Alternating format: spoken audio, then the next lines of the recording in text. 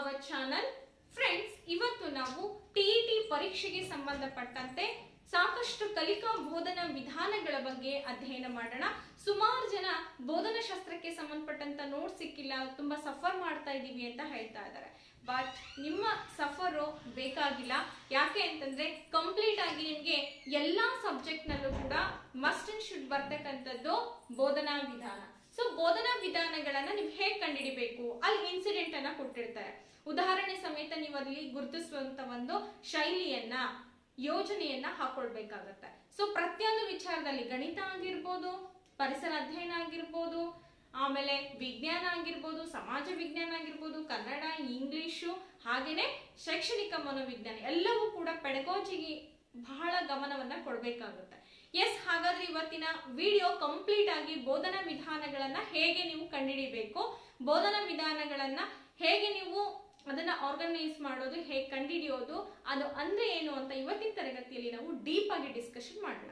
So ಹಾಗಾದ್ರೆ video like ಆದ್ರೆ ಒಂದು ಲೈಕ್ ಮಾಡಿ, ನಮ್ಮ ಚಾನಲ್ಗೆ ಸಬ್ಸ್ಕ್ರೈಬ್ ಮಾಡ್ಕೊಳ್ಳಿ, ಮತ್ತೆ ಮುಂದಿನ ಒಂದು ಎಲ್ಲ ವಿಡಿಯೋಗಳ ನೋಟಿಫಿಕೇಶನ್ ಅನ್ನ ನೀವು ಪಡ್ಕೊಳ್ಬಹುದು. ಸುದೀರ್ಘವಾದಂತ ವಿಡಿಯೋ, ಕೊನೆವರೆಗೂ ಕೂಡ ವಿಡಿಯೋ ನೋಡಿ. ಕೊನೆಗೆ ನಿಮ್ಗೆ ಟಿಪ್ಸ್ ಅನ್ನ ಹೇಳ್ತಾ ಹೋಗ್ತೀನಿ, ಅಗ್ದಿ ಬೆಸ್ಟ್ ಟಿಪ್ಸ್ ಗಳನ್ನ ಹೇಳ್ತಾ ಹೋಗ್ತೀನಿ, ಹೇಗೆ ಕಂಡುಹಿಡಿಬೇಕು ಹೇಗೆ ಅಂತ ಹೇಳಿ. Yes, ready? ನೋಡಿ, ಬೋಧನಾ ಕಲಿಕಾ ವಿಧಾನಗಳು. ನಿಮಗೆ ಗೊತ್ತಿರೋ ಹಾಗೆ ಎಷ್ಟು ಬೋಧನಾ ಪದ್ಧತಿಗಳಿದಾವೆ ಲೆಕ್ಕ ಹಾಕ್ರಿ ನೋಡೋಣ. ನೋಡಿ, ಚರ್ಚಾ ವಿಧಾನ ಆಗಿರ್ಬೋದು, ಪ್ರಾತ್ಯಕ್ಷಿಕ ವಿಧಾನ ಆಗಿರ್ಬೋದು, ಆಮೇಲೆ ಮತ್ತಿನ್ಯಾವ ವಿಧಾನ ಇದಾವೆ? ಎಸ್, ಪ್ರಾಯೋಗಿಕ ವಿಧಾನ ಇದಾವೆ. ಅನಂತರ ಬೋಧನೆಯಲ್ಲಿ ಬಳಸ್ತಕ್ಕಂಥ ವಿಧಾನ, ನಾವು ವ್ಯಕ್ತಿತ್ವವನ್ನ ಪರೀಕ್ಷೆ ಮಾಡೋ ವಿಧಾನಗಳು ಬೇರೆ, ಅಥವಾ ವ್ಯಕ್ತಿಯನ್ನ ಅಧ್ಯಯನ ಮಾಡ್ತಕ್ಕಂಥ ವಿಧಾನಗಳು ಬೇರೆ ಬೇರೆ ಇದಾವೆ. ನಾವಿಲ್ಲಿ ಚರ್ಚಾ ವಿಧಾನ, ಉಪನ್ಯಾಸ ವಿಧಾನ, ಅನುಗಮನ ಪದ್ಧತಿ, ನಿಗಮನ ಪದ್ಧತಿ, ಅನುಗಮನ ಮತ್ತು ನಿಗಮನ ಪದ್ಧತಿ, ಹೀಗೆ ಸುಮಾರು ಬೋಧನಾ ವಿಧಾನಗಳನ್ನ ನೋಡ್ತೇವೆ. ಸುಮಾರು 5 ಅಂಕಗಳು ಬರುತ್ತೆ. ಬೋಧನಾ ವಿಧಾನಗಳನ್ನ ನೀವು ಕಲ್ತ್ಕೊಂಡ್ರೆ 5 ಅಂಕಗಳು ನಿಮ್ಮ ಜೇಬಿನಲ್ಲಿ. ಎಸ್, ಹಾಗಾದ್ರೆ ತಡ ಮಾಡ್ಲಾರ್ದಂಗೆ ಇವತ್ತಿನ ತರಗತಿಯನ್ನ ಆರಂಭ ಮಾಡೋಣ. ನೋಡಿ, ಮೊದಲನೇ ಒಂದು ಪಾಯಿಂಟ್ ಏನಿದೆ ಅಂತಂದ್ರೆ, ಎಷ್ಟು ಬೋಧನಾ ಪದ್ಧತಿಗಳನ್ನ ನೀವು ಬಹುಮುಖ್ಯವಾಗಿ ನೋಡ್ಕೊಳ್ಬೇಕು ಅಂತಕ್ಕಂಥದ್ದನ್ನ ಡಿಸ್ಕಷನ್ ಮಾಡೋಣ. ಮೊದಲನೇದಾಗಿ ಚರ್ಚಾ ವಿಧಾನ, ಸಮಸ್ಯೆ ಪರಿಹಾರ ವಿಧಾನ, ಪ್ರಾತ್ಯಕ್ಷಿಕ ಅಥವಾ ಪ್ರದರ್ಶನ ವಿಧಾನ, ಉಪನ್ಯಾಸ ವಿಧಾನ, ಕಥನ ವಿಧಾನ, ಸಂದರ್ಶನ ವಿಧಾನ, ಹೊರ ಸಂಚಾರ, ಕ್ಷೇತ್ರ ವಿಧಾನ, ಮೂಲಾಧಾರ ವಿಧಾನ, ಯೋಜನಾ ವಿಧಾನ, ವಿವರಣಾ ವಿಧಾನ, ಮೌಲ್ಯಾಂತರ್ಗತ ವಿಧಾನ, ವೀಕ್ಷಣಾ ವಿಧಾನ, ಸಂಶೋಧನಾ ವಿಧಾನ, ಪ್ರಯೋಗ ವಿಧಾನ. ಇದು ಸುಮಾರು ಎಲ್ಲಾ ಸಬ್ಜೆಕ್ಟ್ ನಲ್ಲಿ ಕೂಡ ಬಳಸ್ತಕ್ಕಂತ ಬೋಧನಾ ವಿಧಾನಗಳು. ಚರ್ಚಾ ವಿಧಾನವನ್ನ ನಾವು ಸೋಷಿಯಲ್ ಸೈನ್ಸ್ ನಲ್ಲೂ ಬಳಸ್ತೀವಿ, ವಿಜ್ಞಾನದಲ್ಲೂ ಬಳಸ್ತೀವಿ, ಗಣಿತದಲ್ಲೂ ಬಳಸ್ತೀವಿ, ಇನ್ನಿತರೆ ಕನ್ನಡದಲ್ಲೂ ಕೂಡ ಬಳಸ್ತೀವಿ. ಇನ್ನು ಸಮಸ್ಯೆ ಪರಿಹಾರ ವಿಧಾನ ಅಂತ ಗಣಿತಕ್ಕೆ ಹೇಳಿ ಮಾಡಿಸಿದಂತಹ ಒಂದು ವಿಧಾನ. ಸೊ ಪ್ರಾಬ್ಲಮ್ ಸಾಲ್ವಿಂಗ್ ಮೆಥಡ್ ಅಂತ ಹೇಳ್ತಾರೆ. ಮೊದಲನೇದು discussion method. Okay, discussion method ಅನ್ನ ಯಾಕೆ ಯೂಸ್ ಮಾಡ್ತೀವಿ, ಹಾಗೇನೆ ಈ ಪ್ರಾಬ್ಲಮ್ ಸಾಲ್ವಿಂಗ್ ಮೆಥಡ್ ಅನ್ನ ಯಾಕೆ ಯೂಸ್ ಮಾಡ್ತೀವಿ, ಹೀಗೆ ಎಲ್ಲ ವಿಧಾನಗಳ ಬಗ್ಗೆ ನಾವು ಪಕ್ಷಿ ನೋಟವನ್ನು ನೋಡ್ಕೊಂಡು ಬಂದ್ಬಿಡೋಣ. ಎಸ್, ಹಾಗಿದ್ರೆ let us start hour journey. ಮೊದಲನೇದು ಚರ್ಚಾ ವಿಧಾನ ಅಂತ ಹೇಳಿ ಹೇಳ್ತಾ ಇದ್ವಿ. ಹಾಗಾದ್ರೆ ಈ ಒಂದು ಪಿಕ್ಚರ್ ನೋಡ್ರಿ, ಪಿಕ್ಚರ್ ಕಾಣಿಸ್ತಾ ಇದೆ ಅಲ್ವಾ ನಿಮಗೆ? ಸೊ ಈ ಪಿಕ್ಚರ್ ಏನ್ ಕಾಣಿಸ್ತಾ ಇದೆ ನಿಮಗೆ? What U C in this picture? ಏನನ್ನ ನೋಡ್ತಾ ಇದ್ದೀರಾ ನೀವು? ಎಸ್, ಒಬ್ರು ಟೀಚರ್ ಇದ್ದಾರೆ. ಇಲ್ಲಿ ಏನ್ ಮಾಡ್ತಾ ಇದ್ದಾರೆ? ಸ್ಟೂಡೆಂಟ್ ಜೊತೆಗೆ she has to mingle the student. So student ಜೊತೆಗೆ ನಿಂಗಲ್ ಆಗ್ತಾ ಇದ್ದಾರೆ. ಹಾಗೇನೆ ಒಂದು ಪ್ರಶ್ನೆಯನ್ನ ಕೇಳಿದ್ರು ಅಂತಂದ್ರೆ ಅದಕ್ಕೆ ಸುಮಾರು ಏನ್ ಮಾಡ್ತಿದಾರಪ್ಪ ಅಂತಂದ್ರೆ ಡಿಸ್ಕಷನ್. ಒಂದು ಮ್ಯಾಟರ್ ನ ತಗೊಂಡ್ರು ಅಂತಂದ್ರೆ ಅದು ಸಂಪೂರ್ಣವಾಗಿ ಕ್ಲಿಯರ್ ಆಗ್ಬೇಕು ಮಕ್ಕಳಿಗೆ, ಅವರಿಗಲ್ಲ, ಮಕ್ಕಳಿಗೆ ಕ್ಲಿಯರ್ ಆಗ್ಬೇಕು. ಹಾಗಾಗಿ ಇಲ್ಲಿ she is using here discussion method. What is she is using here? So yes, ನೋಡಿ, she is using here discussion method. So discussion method ಅನ್ನ ಯೂಸ್ ಮಾಡಿದ್ದಾರೆ. ಹಾಗಾದ್ರೆ ಈಗ ನಾವು ಕಂಪ್ಲೀಟ್ ಆಗಿ ಈ ಡಿಸ್ಕಷನ್ ಮೆಥಡ್ ಅಂತಂದ್ರೆ ಏನು ನೋಡಿ. ಪ್ರಸ್ತುತ ಸನ್ನಿವೇಶದಲ್ಲಿ ಶಿಕ್ಷಣದಲ್ಲಿ ಕಲಿಕೆ ಏಕಮುಖವಾಗಿರದೆ ಅದು ದ್ವಿಮುಖ ಹಾಗೂ ಬಹುಮುಖ ಪ್ರಕ್ರಿಯೆಯನ್ನ ಹೊಂದಬೇಕಾಗಿದೆ. ಹಾಗಾದ್ರೆ ಏನ್ರಿ ಮೇಡಮ್, ಅರ್ಥ ಆಗ್ಲಿಲ್ಲ ಅಂದ್ರೆ ಅಟ್ ಪ್ರೆಸೆಂಟ್ ಸಿಚುಯೇಷನ್ ಅಲ್ಲಿ ಶಿಕ್ಷಣ ಅಂತಕ್ಕಂಥದ್ದು ಒಂದೇ ದಾರಿಯಲ್ಲಿ ಅಥವಾ ಒಂದೇ ಮುಖದಲ್ಲಿ ನಡೆದುಕೊಂಡು ಹೋದ್ರೆ ಏನನ್ನು ಸಾಧಿಸೋದಕ್ಕಾಗಲ್ಲ, ಮಕ್ಕಳಿಗೆ ಏನನ್ನು ಕ್ಲಿಯರ್ ಕಟ್ ಆಗಿ ನಾವು ಹೇಳಲಿಕ್ಕೆ ಸಾಧ್ಯ ಇಲ್ಲ. ಬದಲಾಗಿ ಬಹುಮುಖ ಚಿಂತನೆಯನ್ನ ಮಾಡ್ತಕ್ಕಂಥ ದೃಷ್ಟಿಕೋನವನ್ನ ನಾವು ಮಕ್ಕಳಲ್ಲಿ ಬೆಳೆಸಬೇಕಾಗುತ್ತೆ. ಬಹುಮುಖ ಚಿಂತನೆ ಮುಖ್ಯವಾಗುತ್ತೆ. ಸೊ ಹಾಗೆ ಶಿಕ್ಷಕರು ಕೇವಲ ಮಾರ್ಗದರ್ಶಕರಾಗಿ ವಿದ್ಯಾರ್ಥಿಗಳನ್ನೇ ಕಲಿಕೆಯಲ್ಲಿ ತೊಡಗಿಸಿ ಸ್ವತಂತ್ರ ಆಲೋಚನೆ ಮಾಡುವಂತೆ ವಾತಾವರಣವನ್ನ ನಿರ್ಮಾಣ ಮಾಡಬೇಕಾಗಿದೆ ಅಲ್ವಾ. ಟೀಚರ್ ಆಸ್ ಅ ಗೈಡ್ ಅಥವಾ ಟೀಚರ್ ಆಸ್ ಅ ಡೈರೆಕ್ಟರ್ ಅಂತ ಹೇಳಿ ಹೇಳ್ತೀವಿ. ವೈ ಯಾಕೆ ಈ ತರ ಅಂತೀವಿ ಅಂತಂದ್ರೆ, ಶಿಕ್ಷಕ ಒಬ್ಬ ಸ್ನೇಹಿತನಾಗಿ, ಒಬ್ಬ ಮಾರ್ಗದರ್ಶಕನಾಗಿ, ಒಬ್ಬ ನಿರ್ದೇಶಕನಾಗಿ ಕೆಲಸವನ್ನ ನಿರ್ವಹಿಸಬೇಕು. ಮಕ್ಕಳಲ್ಲಿ ನಾವು ಸಂವಹನ ಕ್ರಿಯೆಯನ್ನು ಏರ್ಪಡಿಸಬೇಕು. ಒಂದು ವಿಷಯವನ್ನ ಕೊಟ್ಟು ಅವರಲ್ಲಿ ಯಾವೆಲ್ಲ ವಿಷಯಗಳು ಸಂವಹನ ಆಗತ್ತೆ, ಯಾವೆಲ್ಲ ವಿಷಯಗಳು ಹೊರಗಡೆ ಬರುತ್ತೆ, ಹಾಗೆ ನಾವು ಡಿಸ್ಕಷನ್ ಮೆಥಡ್ ಅಲ್ಲಿ ಮಕ್ಕಳನ್ನ ಪಾಲ್ಗೊಳ್ಳೋ ರೀತಿ ಮಾಡಬೇಕು. ವಿತ್ ನಾವು ಕೂಡ ಮಕ್ಕಳ ಜೊತೆಗೆ ಪಾಲ್ಗೊಳ್ಬೇಕಾಗುತ್ತೆ. ಇದನ್ನೇ ನಾವು ಚರ್ಚಾ ವಿಧಾನ ಅಂತೇಳಿ ಹೇಳ್ತೀವಿ. ಸೊ ಹಾಗೆ ಈ ಹಿನ್ನೆಲೆಯಲ್ಲಿ ಸಮಾಜ ವಿಜ್ಞಾನ ವಿಷಯ ಆಗಿರ್ಬೋದು, ಬೇರೆ ಬೇರೆ ವಿಷಯದಲ್ಲಿ ನಾವು ಚರ್ಚಾ ವಿಧಾನವನ್ನ ಒಂದು ಸೂಕ್ತವಾದಂತಹ ವಿಧಾನವನ್ನಾಗಿ ಬಳಸ್ಕೊಂಡಿವಿ. ಹಾಗಾದ್ರೆ ಚರ್ಚಾ ವಿಧಾನವನ್ನ ಯಾಕೆ ಬಳಸಬೇಕು? What is the motto of discussion method ಅಥವಾ what is the aim of discussion method? ಈ ಒಂದು ಉದ್ದೇಶಗಳೇನಪ್ಪಾ ಅಂತಂದ್ರೆ, ವಿಷಯವನ್ನ ನಿಖರವಾಗಿ ತಿಳಿಲಿಕ್ಕೋಸ್ಕರ ನಾವು ಚರ್ಚಾ ವಿಧಾನವನ್ನ ಬಳಸ್ತೀವಿ. ನಿಖರವಾಗಿ ಅಂದ್ರೆ ಅಕ್ಯುರೇಟ್. ಅಲ್ಲಿ ವಿಷಯದ ಪ್ರಸ್ತಾಪ ಆದಾಗ ಹಲವು ವಿಚಾರಗಳು ಹೊರಗಡೆ ಬರ್ತವೆ. ಚರ್ಚೆಗೆ ಈಡಾಗಿದ್ರೆ ನಿಮಗೆ ಗೊತ್ತಾಗುತ್ತೆ, ಸುಮಾರು ವಿಷಯಗಳು, ಒಳಗಿನ ವಿಷಯಗಳೆಲ್ಲ ಹೊರಗಡೆ ಬರ್ತವೆ. ಅಲ್ಲಿ ನಮಗೆ ನಿಖರವಾದಂತಹ ಮಾಹಿತಿ ದೊರೆಯುತ್ತೆ. ಇನ್ನು ಕಲಿಕೆಯಲ್ಲಿ ಆಸಕ್ತಿಯನ್ನ ಉಂಟು ಮಾಡಲಿಕ್ಕೆ most important method for this method ಅಂತ ಹೇಳಿ ಹೇಳ್ಬೋದು. ಯಾಕೆ ಅಂತಂದ್ರೆ, ವಿದ್ಯಾರ್ಥಿಗಳನ್ನ ನಾವು ಮಾಡ್ತಕ್ಕಂಥ ಬೋಧನೆಯಲ್ಲಿ ಅವರು ಕಲಿಕೆಯಲ್ಲಿ ತೊಡಗಬೇಕು ಅಂತಂದ್ರೆ, ಆಸಕ್ತಿಯನ್ನ ಮೂಡಿಸ್ಬೇಕು ಅಂತಂದ್ರೆ ನಾವು ಚರ್ಚಾ ವಿಧಾನವನ್ನ ಬಳಸಬೇಕಾಗತ್ತೆ. ಇನ್ನು ಹೊಸ ವಿಷಯವನ್ನ ಪರಿಚಯಿಸಬೇಕು. ಚರ್ಚಾ ವಿಧಾನದಲ್ಲಿ ಏನಾಗ್ತದೆ ಅಂತಂದ್ರೆ, ಇತ್ತೀಚೆಗೆ ಬಂದಂತಹ ಮಾಹಿತಿಗಳೆಲ್ಲವೂ ಕೂಡ ಡಿಸ್ಕಷನ್ ಆಗುತ್ತೆ. ಪ್ರಚಲಿತ ಘಟನೆಗಳಿಗೂ ಕೂಡ ಅಲ್ಲಿ ನಾವು ಪ್ರಾಮುಖ್ಯತೆಯನ್ನು ಕೊಟ್ಟಂಗಾಗುತ್ತೆ. ಹೊಸ ವಿಚಾರಗಳನ್ನು ತಿಳ್ಕೊಳ್ಳೋದ್ರೆಡೆಗೆ ಮಕ್ಕಳ ಒಂದು ಮೆದುಳು ಕಾರ್ಯಪಟುತ್ವವನ್ನ ಕೈಗೊಳ್ಳುತ್ತೆ. ಆಮೇಲೆ ಮಕ್ಕಳ ಒಂದು ಭೌತಿಕ ಜ್ಞಾನವನ್ನ ತಿಳಿಲಿಕ್ಕೋಸ್ಕರ ನಾವು ಇದನ್ನ ಬಳಸ್ಬೇಕು. ಹೇಗೆ ತಿಳ್ಕೊಳ್ತೀರಾ ಮಕ್ಕಳ ಒಂದು ಭೌತಿಕ ಜ್ಞಾನವನ್ನ? ಎಸ್, 4 ಮಕ್ಕಳು ಗುಂಪು ಮಾಡಿ ನೀವು ಡಿಸ್ಕಷನ್ ಒಂದು ಮ್ಯಾಟರ್ ಕೊಟ್ಟಿದ್ದೀರಾ ಅಂತಂದ್ರೆ ಎಲ್ಲಾ ಮಗುವಲ್ಲಿ ಏನಾಗುತ್ತೆ, ಪಾರ್ಟಿಸಿಪೇಟ್ ಮಾಡುತ್ತೆ. ಒಂದು ಮಗುಗೆ ಅಥವಾ ಇದೊಂದೇ ಮಗುಗೆ ಅಲ್ಲಿ ಆ ಚರ್ಚೆ ಮೀಸಲಾಗಿರಲ್ಲ. ಬದಲಾಗಿ ಚರ್ಚೆ ಅಂತಕ್ಕಂಥದ್ದು ಗುಂಪಿನ ಎಲ್ಲ ಮಕ್ಕಳಿಗೂ ಕೂಡ ಅದು ನಿರ್ವಹಣೆ ಆಗುವಂತ ಒಂದು ಕೆಲಸ ಅಲ್ವಾ. ಇನ್ನು ತಾರ್ಕಿಕ ಚಿಂತನೆಯನ್ನ ಬೆಳೆಸುತ್ತೆ. ತಾರ್ಕಿಕ ಚಿಂತನೆ ಅಂತಂದ್ರೆ, ಒಂದು ವಿಷಯವನ್ನ ಒಂದೇ ಆಂಗಲ್ ನಲ್ಲಿ ನಾವು ಯೋಚನೆ ಮಾಡಬಾರ್ದು, ಬದಲಾಗಿ ನೂರಾರು ಆಯಾಮಗಳಲ್ಲಿ ನಾವು ಯೋಚನೆ ಮಾಡ್ತಕ್ಕಂಥದ್ದನ್ನೇ ತಾರ್ಕಿಕ ಚಿಂತನೆ ಅಂತೇಳಿ ಹೇಳ್ತೀವಿ. ಸೊ ತಾರ್ಕಿಕ ಚಿಂತನೆ ಪ್ರತಿಯೊಬ್ಬ ಮನುಷ್ಯನಲ್ಲಿ ಬಹಳ ಒಂದು ಮುಖ್ಯವಾದಂತ ಪಾತ್ರವನ್ನ ನಿರ್ವಹಿಸುತ್ತೆ. ಯಾವುದೋ ಒಂದು ವಿಷಯವನ್ನ ಹೇಳ್ತಾ ಇದ್ರೆ ಅದನ್ನ ತಕ್ಷಣ ಒಪ್ಕೊಳ್ಳೋದಲ್ಲ, ನಾವಲ್ಲಿ ಅದು ಸರಿನೋ ತಪ್ಪೋ, ಅದಕ್ಕೇನು ಆಲ್ಟರ್ನೇಟಿವ್ ಏನು, ಪರ್ಯಾಯವಾಗಿ ನಾವ್ ಏನನ್ನ ಹುಡುಕ್ಬೇಕು ಅಂತಕ್ಕಂಥದ್ದೇ ವಿಮರ್ಶಾತ್ಮಕ ತಾರ್ಕಿಕ ಚಿಂತನೆ ಅಂತೇಳಿ ಕರಿತೀವಿ. ಹೋಲಿಕೆಯೊಂದಿಗೆ ಸ್ವತಂತ್ರವಾಗಿ ಆಲೋಚಿಸುವಂತ ಮಾಡುತ್ತೆ. ಹೋಲಿಕೆ ಅಂತಂದ್ರೆ ಸಿಮಿಲಾರಿಟಿ ಅಂದ್ರೆ ಕಂಪ್ಯಾರಿಸನ್. ಇನ್ನೊಂದು ವಿಚಾರದೊಂದಿಗೆ ಮತ್ತೊಂದು ವಿಚಾರವನ್ನ ಹೋಲಿಕೆ ಮಾಡೋದ್ರಿಂದ ಏನಾಗುತ್ತೆ, ಇಲ್ಲಿ ಮಕ್ಕಳು ಸ್ವತಂತ್ರವಾಗಿ ಆಲೋಚನೆ ಮಾಡ್ತಕ್ಕಂಥ ಒಂದು ಶಕ್ತಿ ಸಾಮರ್ಥ್ಯವನ್ನ ಇಲ್ಲಿ ಬೆಳೆಸ್ಕೊಳ್ತಾರೆ. ಇನ್ನ ಉತ್ತಮ ಚರ್ಚೆ ಲಕ್ಷಣ ಏನು? ಉತ್ತಮ ಚರ್ಚೆ ಹೇಗಿರ್ಬೇಕು ಹಾಗಾದ್ರೆ ಅಂದ್ರೆ, ಸುಮ್ಮನೆ ಕೊಟ್ಟಂಗೆಲ್ಲ ಬೇಕಾಬಿಟ್ಟಿ ಡಿಸ್ಕಷನ್ ಮಾಡೋದು, ಆ ವಿಷಯವನ್ನ ಅನರ್ಥ ಮಾಡಿಡೋದು, ಶಾಲೆಯಲ್ಲಿ ಗೊಂದಲ ಎಬ್ಸೋದು ಹಾಗಿರಲ್ಲ ಚರ್ಚೆ ಅಂತಂದ್ರೆ. ಚರ್ಚೆ ಅಂತಕ್ಕಂಥದ್ದು ಉತ್ತಮವಾದಂತಹ ಗುಣಲಕ್ಷಣಗಳನ್ನ ಹೊಂದಿದೆ. ಹಾಗಾದ್ರೆ ಅಂತಹ ಗುಣಲಕ್ಷಣಗಳು ಯಾವ್ಯಾವು? ಒಂದು, ನಿರ್ದಿಷ್ಟವಾದಂತಹ ಗುರಿ ಮತ್ತು ಉದ್ದೇಶವನ್ನ ಹೊಂದಿರ್ಬೇಕು. ಎಸ್, ಈಗ ನೀವೇನೋ ಓದ್ತಾ ಇದ್ದೀರಿ ಅಂತಂದ್ರೆ ಅದಕ್ಕೆ ನಿಮಗೆ ನಿರ್ದಿಷ್ಟ ಗುರಿ ಇದೆ. ನಾನ್ ನಾಳೆ ಟೀಚರ್ ಆಗ್ಬೇಕು ಅನ್ನೋದು ನಿಮ್ಮ ಒಂದು ಗುರಿ, ಹಾಗೇನೆ ಅದು ಕೂಡ ನಿಮ್ಮ ಒಂದು ಉದ್ದೇಶ. ಅವೆರಡು ಇದ್ದಾಗ ಮಾತ್ರ ಏನಾಗುತ್ತೆ, ನಮ್ಮ ಎಜುಕೇಶನ್ ಸಕ್ಸಸ್ ಆಗುತ್ತೆ, ಉದ್ದೇಶನೂ ಕೂಡ ಅಲ್ಲಿ ಈಡೇರುತ್ತೆ. ಇನ್ನು ಚರ್ಚೆಯಲ್ಲಿ ವಿದ್ಯಾರ್ಥಿಗಳೆಲ್ಲರೂ ಕೂಡ ಭಾಗವಹಿಸುವಂತಿರ್ಬೇಕು. ವಿಷಯ ಅಂತಕ್ಕಂಥದ್ದು ಮಕ್ಕಳಿಗೆ ಎಲ್ರಿಗೂ ಕೂಡ ಅರಿವಿರ್ಬೇಕು. ಯಾವುದೋ ಗೊತ್ತಿಲ್ಲದೆ ಇರೋಂಥ ವಿಚಾರವನ್ನ ಮಕ್ಕಳಿಗೆ ಕೊಟ್ಟಾಗ ಪ್ರತಿಭಾವಂತ ಮಕ್ಕಳು ಡಿಸ್ಕಷನ್ ಮಾಡ್ತಾರೆ, ಮಂದಗಾಮಿ ಮಕ್ಕಳು ಸುಮ್ಮನೆ ಕೊಡ್ತಾರೆ. ಹಾಗಾಗಬಾರ್ದು. ಆ ವಿಷಯ ಏನಿರ್ಬೇಕಪ್ಪ ಅಂದ್ರೆ, ಚರ್ಚೆಗಳಲ್ಲಿ ವಿದ್ಯಾರ್ಥಿಗಳು ಎಲ್ಲರೂ ಕೂಡ ಪಾರ್ಟಿಸಿಪೇಟ್ ಮಾಡ್ತಕ್ಕಂತ ಒಂದು ಅಂಶವನ್ನ ನಾವಲ್ಲಿ ತೆಗೆದುಕೊಳ್ಬೇಕಾಗುತ್ತೆ. ನೆಕ್ಸ್ಟ್, ಇನ್ನ ವಿಷಯಕ್ಕೆ ಸಂಬಂಧಿಸಿದಂತಹ ಜ್ಞಾನ ದೊರೆಯುವಂತಿರ್ಬೇಕು.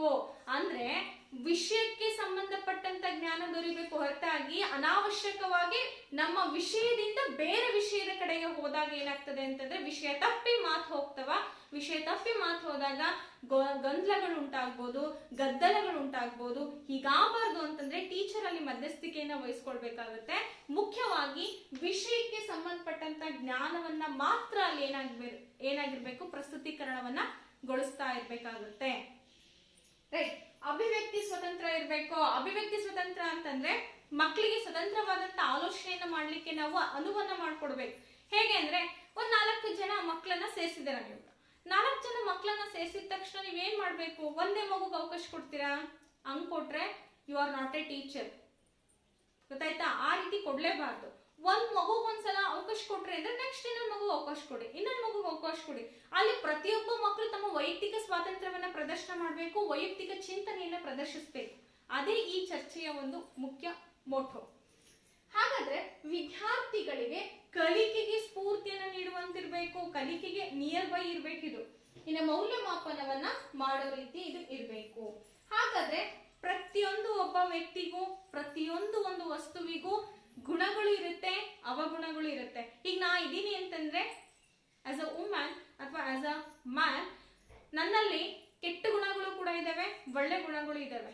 ಸೊ ಬರೀ ಒಳ್ಳೆ ಗುಣಗಳನ್ನ ಪ್ರದರ್ಶಿಸ್ತಾ ಇದ್ದಾನೆ ಅಂತಂದ್ರೆ ಆತನ ಒಂದು ಮನಸ್ಸಿನಲ್ಲಿ ಕೆಟ್ಟ ಗುಣಗಳನ್ನ ಆತ ಪ್ರದರ್ಶಿಸಬಹುದು, ಅಥವಾ ಮನೆಯಲ್ಲಿ ಪ್ರದರ್ಶಿಸಬಹುದು, ಹೊರಗಡೆ ಪ್ರದರ್ಶಿಸಬಹುದು. ಪ್ರತಿಯೊಂದು ವಸ್ತು, ಟಿವಿ ಇದೆ ಅಥವಾ ಬೋರ್ಡ್ ಇದೆ ಅಥವಾ ಮೊಬೈಲ್ ಇದೆ ಅಂತಂದ್ರೆ ಒಳ್ಳೆ ಗುಣನೂ ಇರುತ್ತೆ, ಕೆಟ್ಟ ಗುಣನೂ ಇರುತ್ತೆ. ಹಾಗೇನೆ ಪ್ರತಿಯೊಂದು ಬೋಧನಾ ವಿಧಾನಕ್ಕೂ ಕೂಡ ನಮ್ಮ ಕಲಿಕೆಯಲ್ಲಿ ಕೆಲವೊಂದು ಅನುಕೂಲಗಳಾಗುತ್ತೆ, ಇನ್ನ ಕೆಲವೊಂದು ಅನಾನುಕೂಲಗಳನ್ನು ಕೂಡ ನಾವು ಎದುರಿಸಬೇಕಾಗುತ್ತೆ. ಅಂತ ಒಂದು ಅನುಕೂಲಗಳು ಮತ್ತು ಅನಾನುಕೂಲಗಳು ಯಾವ್ಯಾವು ಅಂದ್ರೆ, ಮೊದಲನೇದಾಗಿ ಅನುಕೂಲಗಳನ್ನ ನೋಡೋಣ. ಅಂದ್ರೆ advantages of discussion method, and let us see next disadvantages of discussion method. First one you see here, ವಿದ್ಯಾರ್ಥಿಗಳಿಗೆ ಕಲಿಕೆಯಲ್ಲಿ ಆಸಕ್ತಿಯನ್ನ ಮೂಡಿಸುತ್ತೆ. Yes, accurate, it's possible. ಯಾಕೆಂದ್ರೆ ವಿದ್ಯಾರ್ಥಿಗಳಲ್ಲಿ ನಾನು ಕೂಡ ಅವ್ರ ತರ ಡಿಸ್ಕಷನ್ ಮಾಡುವಂತ ಮೆಥಡ್ ಅನ್ನ ಬೆಳೆಸ್ಕೊಳ್ಬೇಕು, ನಾನು ವಿಷಯವನ್ನ ಮಂಡಿಸ್ಬೇಕು ಅಂತಕ್ಕಂಥ ಒಂದು ಮನ್ಸು ಅವರಲ್ಲಿ ಬರುತ್ತೆ. ಹಾಗಾಗಿ ಆಸಕ್ತಿ, so interest, it is the most important thing to students to forward learning. So ಅವರ ಒಂದು ಮುಂದುವರೆದಂತಹ ಕಲಿಕೆಗೆ ಆಸಕ್ತಿ ಅಂತಕ್ಕಂಥದ್ದು ಏನಾಗುತ್ತೆ, ತುಂಬಾ ಒಂದು ಬಹುಮುಖ್ಯ ಪಾತ್ರವನ್ನ ನಿರ್ವಹಿಸುತ್ತೆ. ಇನ್ನು ವಿಷಯದ ಗೊಂದಲವನ್ನ ಪರಿಹರಿಸಿಕೊಳ್ಳಲಿಕ್ಕೆ ಸಹಾಯ. ಅಲ್ಟಿಮೇಟ್ ಏನಾಗುತ್ತೆ ಅಲ್ಲಿ, ultimate, what is the ultimate goal there? So ultimate goal ಏನಿರುತ್ತಪ್ಪ ಅಂತಂದ್ರೆ ವಿಷಯದ ಕಂಪ್ಲೀಟ್ ಆದಂತಹ ಕನ್ಫ್ಯೂಷನ್ ಅನ್ನ ಅಥವಾ ಗೊಂದಲವನ್ನ ನಿವಾರಿಸಿಕೊಳ್ಳೋದೇ ಆಗಿರುತ್ತೆ. ಸೊ ಅಲ್ಲಿ ಆ ಉತ್ತರ ಅಲ್ಲಿ ಸಿಗುತ್ತೆ.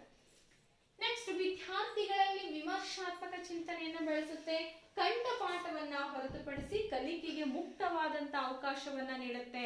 ಆಸ್ ಅ ಟೀಚರ್ ನಾವ್ ಏನ್ ಮಾಡ್ತೀವಿ ಅಂತಂದ್ರೆ, most people, not only 1 or 2 people, most people ಏನ್ ಮಾಡ್ತಾರೆ ಅಂತಂದ್ರೆ ಕಂಠಪಾಠಕ್ಕೆ ಹೆಚ್ಚಿನ ಪ್ರಾಶಸ್ತ್ಯವನ್ನ ಕೊಡ್ತಾರೆ. ಸಮಾಜ ವಿಜ್ಞಾನ ಪ್ರಶ್ನೆ ಪತ್ರಿಕೆ, ತುಂಬಾ ಲಾಂಗ್ ಆನ್ಸರ್ ಇದೆ, ಅದನ್ನ ಬಾಯ್ಪಟ್ ಮಾಡ್ರಿ, ಸಮ್ಮರಿ ಬರ್ಸ್ತೀನಿ, ಸಮ್ಮರಿ ಬಾಯ್ಪಟ್ ಮಾಡ್ರಿ, ಇಂಗ್ಲಿಷ್ ಇಷ್ಟಾದ್ರೆ ಸಾಕು.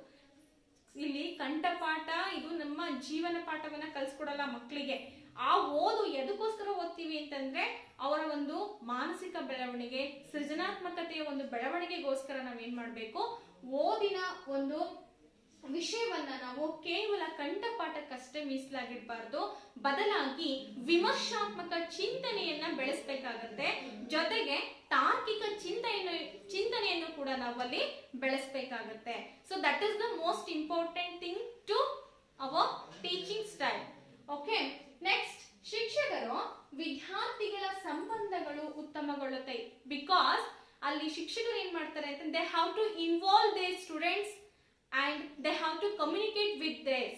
ಸೊ ಅವರಿಬ್ಬರು ಕೂಡ ಅಲ್ಲಿ ಕಮ್ಯುನಿಕೇಟಿಂಗ್ ಮಾಡೋದ್ರಿಂದ, ಸಂವಹನ ಕಿಳಿಯೋದ್ರಿಂದ, ನಾ ಮೊದಲೇ ಹೇಳಿದೆ teacher as a guide or teacher as a director ಅಂತೇಳಿ ಹೇಳಿದೆ. ಸೊ ಟೀಚರ್ ಅಂತಕ್ಕಂಥ ಒಬ್ಬ ಮಾರ್ಗದರ್ಶಕನಾಗಿ ಕೆಲಸವನ್ನ ನಿರ್ವಹಿಸೋದ್ರಿಂದ ಅಲ್ಲಿ ಮಗುವಿಗೆ ಏನಾಗ್ತದಪ್ಪ ಅಂತಂದ್ರೆ ಕಮ್ಯುನಿಕೇಶನ್ ಅನ್ನ ಬೆಳೆಸ್ದಂಗಾಗತ್ತೆ. ಟೀಚರ್ ಹಾಗೇನೆ ಸ್ಟೂಡೆಂಟ್ಸ್ ಇವರಿಬ್ರು ಕಮ್ಯುನಿಕೇಶನ್ ಅಲ್ಲಿ ವಿಷಯಗಳೇನಾಗ್ತವೆ ಅಂತಂದ್ರೆ ಫುಲ್ ಕ್ಲಾರಿಫೈ ವಿಷಯಗಳಾಗಿ ಹೊರಹೊಮ್ಮುತ್ತವೆ. ಎಸ್, ಹಾಗಾದ್ರೆ ನೆಕ್ಸ್ಟ್ ಪಾಯಿಂಟ್ ಏನಿದೆ,